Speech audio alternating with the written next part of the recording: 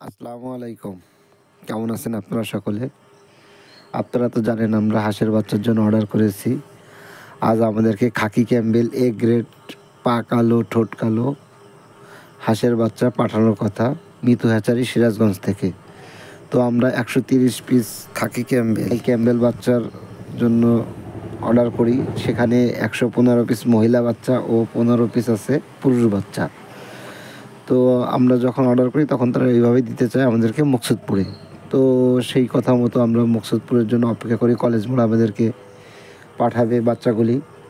কিন্তু তারা রাত 12টার দিকে ফোন করে জানায় যে তারা মুকসুদপুরে পাঠাতে পারবে না, তো তারা পাঠাবে ভাঙাতে।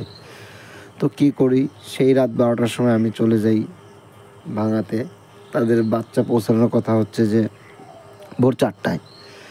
তো 4টা পর্যন্ত অপেক্ষা করি, সেখানে বাচ্চা আর আসে না।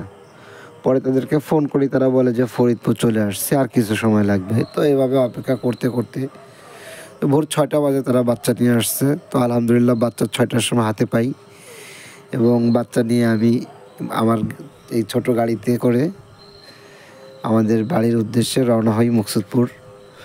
তো এভাবেই আমাদেরকে আসতে হয় মোটরসাইকেলে। সকালবেলা খুব ঠান্ডা বাতাস ছিল।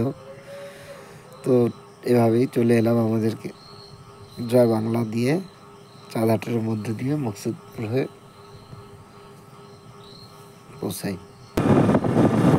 তাদের সাথে অনেকবার কথা কাটাকাটি হয় যে তারা বললো যে আমাদেরকে কলেজ মোড় পাঠাবে। তো সে হঠাৎ করে আমাদেরকে বাচ্চা পাঠায় দেয় ভাঙাতে।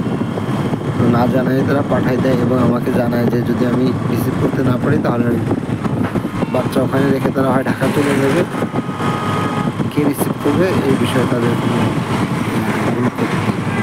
কী করবো, আমাকে মেনে নিতে হলো এই কষ্ট এবং রাত্রে 12টার সময় আমাকে ভাঙাতে উপস্থিত